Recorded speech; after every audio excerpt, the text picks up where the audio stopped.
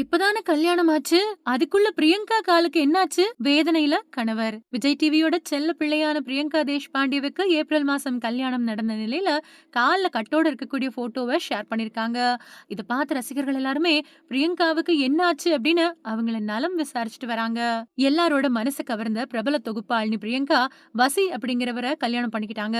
இந்த கல்யாணத்துல நெருங்கின உறவினர்கள் அப்புறம் நண்பர்கள் கலந்துக்கிட்டாங்க.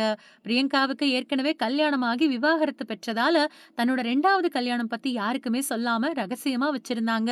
பிரியங்காவோட கணவர் வசி இலங்கை வாழ் தமிழர்களோட ஆதரவு பெற்ற இலங்கை தமிழரசு கட்சியோட தலைவரா இருந்து மறைஞ்ச ரா சம்பந்தனோட தங்கச்சி பையன். இலங்கையில ஈவென்ட் மேனேஜ்மெண்ட் கம்பெனிய வசி நடத்திட்டு வராரு. இதுக்காக சின்னத்திரை நட்சத்திரங்களை இலங்கைக்கு கூட்டிட்டு போனப்போ பிரியங்கா தேஷ்பாண்டேவுக்கும் வசிக்கும் இடையில நட்பு ஏற்பட்டு அது நாளடைவுல காதலா மாறி போச்சு.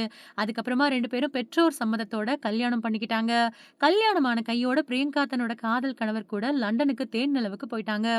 இதனால சூப்பர் சிங்கர் நிகழ்ச்சியில சில எபிசோடுகள பிரியங்கா தொகுத்து வழங்கல. அவங்களுக்கு பதில் மகாநதி சீரியல் நடிகை லக்ஷ்மி பிரியா தொகுத்து வழங்குனாங்க.